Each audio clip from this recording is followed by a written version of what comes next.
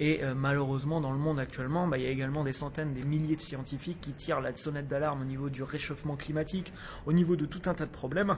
Et avec la population mondiale qui augmente, il faut savoir qu'en 1950, on était 2,5 milliards. 1950, il y a 70 ans en arrière. Donc c'est pas si vieux que ça. Aujourd'hui, la population mondiale, elle a fait froid fois 3 en 70 ans. On est plus de 7 milliards d'êtres humains.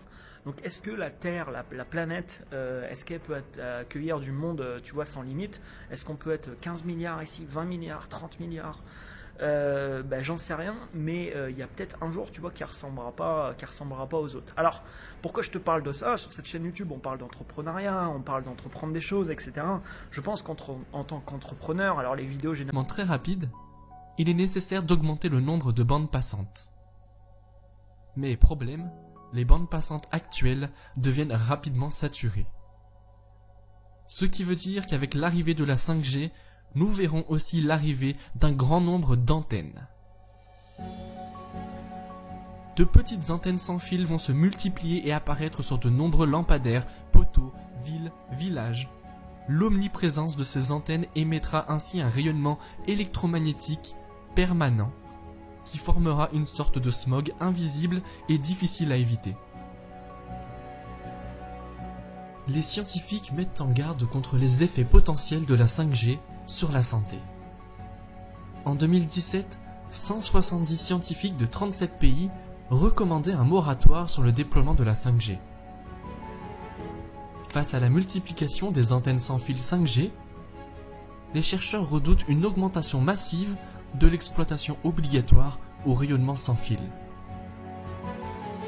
Les publications des scientifiques ont prouvé que ce type de rayonnement affectait les organismes vivants à des niveaux d'exposition bien inférieurs que ceux publiés par les directives internationales et nationales.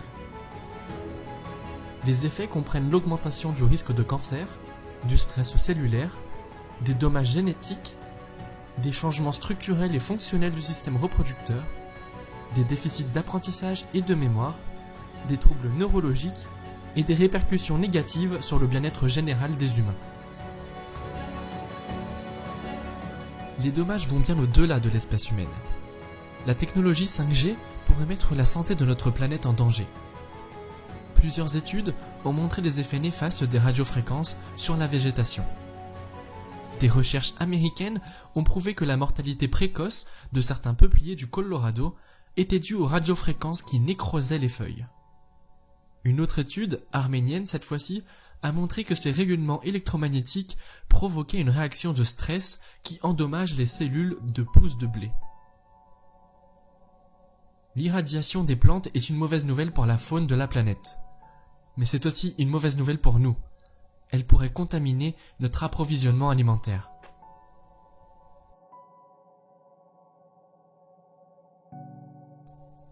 La 5G pourrait également menacer la faune.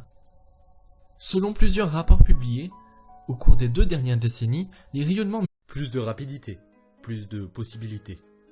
Voici les maîtres mots des innovations de notre quotidien. Est-ce une bonne ou une mauvaise chose? Tout dépend évidemment. Quand il s'agit de 5G, les avis sont mitigés entre les sceptiques et ceux qui vantent ses mérites. À vrai dire, le sujet est plutôt complexe et se décompose en plusieurs points.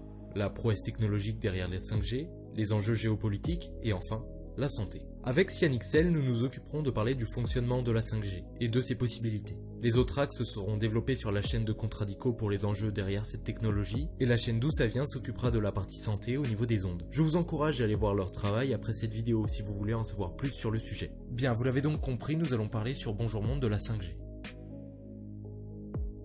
La 5G est controversée. Ce sont des centaines d'articles postés qui disent tout et son contraire, qu'elle est géniale et cause le cancer.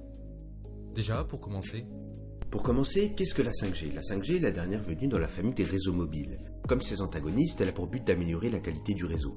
Pour le coup, elle permet une amélioration non négligeable du débit de connexion par rapport à la 4G. La 5G n'est pas encore officiellement définie à l'heure où j'écris ces lignes, mais il sera attendu qu'elle soit 10 fois plus rapide que la 4G. Comment est-ce possible? Tout cela se passe au niveau des longueurs d'onde. La 5G utilise des fréquences d'onde plus graves que celles de la 4G. Ces fréquences graves ont pour avantage qu'elles peuvent faire circuler bien plus de données bien plus rapidement. Leur inconvénient, elles se propagent moins bien dans l'air et demanderont donc plus d'antennes pour son développement. En mars 2018, des tests de la 5G ont été effectués par 2 firmes asiatiques dont Huawei. Elles ont utilisé des fréquences d'onde bien plus graves que pour la 4G et les résultats restent sans appel. Elles ont obtenu un débit 2 fois plus rapide que celui de la fibre en France. Évidemment, ce test n'est pas représentatif et il a été effectué dans des conditions optimales. Et cela nous montre le potentiel de cette innovation. Aussi, la 5G pourrait apporter une plus grande capacité de connexion, plus de personnes pourront se connecter en même temps, utile dans les grandes villes où elle se déploiera en premier lieu. Quand on y pense, une telle qualité de réseau mobile est-elle nécessaire? Nous avons pour beaucoup une connexion correcte en ville, sera-t-elle donc réellement utile? Ces questions méritent d'être posées. Dans un cadre de particulier urbain ayant la fibre, il y a certainement très peu d'avantages si l'on omet les sorties extérieures du logis. Mais selon nous, la 5G n'est pas vraiment destinée à eux. En effet, cette capacité de connexion permettrait la création d'un IoT. Pour ceux qui ne le savent pas, un IoT est l'abréviation de Internet of Things, ou en français Internet des objets. Ce concept est un principe d'interconnexion entre les objets connectés, qui peuvent se transmettre des informations. Pour illustrer le concept, j'utilise souvent cet exemple. Une voiture rentre dans un poteau, sur le bord de la route. Une caméra observe et, aidée d'une intelligence artificielle, reconnaît qu'il s'agit là d'un accident. Pas de temps à perdre, elle envoie l'information à une administration qui va automatiquement agir en conséquence. Les secours sont prévenus et on leur fournit la localisation de l'accident. Aussi, les feux de signalisation de cette zone reçoivent l'ordre de passer au rouge pour éviter d'autres problèmes dans la circulation. Un IoT pourra rendre les villes connectées. Villes qui pourront répondre aux problèmes en un clin d'œil. Dans un premier temps, la 5G apporte le network slicing, autrement dit la capacité de découper le réseau de façon virtuelle de manière à ce que la bande passante soit adaptée à chaque utilisation. Bien que la 5G soit bien plus rapide que les générations précédentes, il est préférable de bien l'utiliser. Ainsi, un téléphone ou une montre connectée aura un débit bien plus faible qu'un appareil médical ou une voiture autonome. Bien sûr, ce n'est qu'un exemple et le partage de la bande passante sera plus complexe avec la prise en compte, par exemple, du nombre d'objets connectés. Le but ici est d'apporter un IoT massif, mais fonctionnel. Pour faire simple, le réseau va s'adapter par rapport aux priorités. Ainsi, on comprend que la sécurité routière soit privilégiée à votre série sur Netflix. La 5G apporte également avec elle l'utilisation massive du cloud, et finalement du cloud computing. Le cloud computing, c'est le fait d'accéder à une machine via Internet. Par exemple Shadow, qui permet de jouer sur un PC haut de gamme directement depuis votre PC, quelle que soit sa config, ou même depuis votre téléphone. Vous vous en doutez, il y a un échange constant d'informations sur votre connexion pour transférer l'image, le son et les commandes. Le tout en temps réel. La preuve que cette technologie a de l'avenir est que même Google s'y intéresse avec l'arrivée de Stadia, son service de gaming en ligne. De jeunes startups comme Yume s'y mettent également et promettent toujours plus. C'est là que la 5G intervient. Quand on voit que nos écrans tendent de plus en plus vers de la 4K 60 fps, on peut comprendre qu'il faut une connexion solide pour continuer à avoir un accès à distance qui soit stable. La 5G risque donc de dramatiquement changer notre façon de consommer du contenu. Si le cloud computing se démocratise, il se peut que plus tard les ordinateurs gaming ou les consoles finissent par totalement disparaître dans la plupart des cas, pour être sagement stockés sur de gros serveurs. Il est important de voir que derrière l'innovation de la 5G se cachent de nombreux sujets de rivalité. Que ce soit les conflits commerciaux entre les États-Unis et la Chine, avec par exemple le bannissement de Huawei par les Américains. Il y a aussi d'autres courses tout autour du monde pour obtenir une place de leader sur le marché de la 5G. Enfin, certains évoquent de potentiels risques au niveau de la santé, mais jusqu'à aujourd'hui, aucune étude n'a réussi à prouver que les humains ont un organe qui pourrait capter les ondes produites par les réseaux de télécommunications. Mais ce n'est pas parce que nous n'avons rien trouvé encore qu'il n'y a rien. Et s'il y a en effet de potentiels dangers, il faut absolument les détecter au plus vite.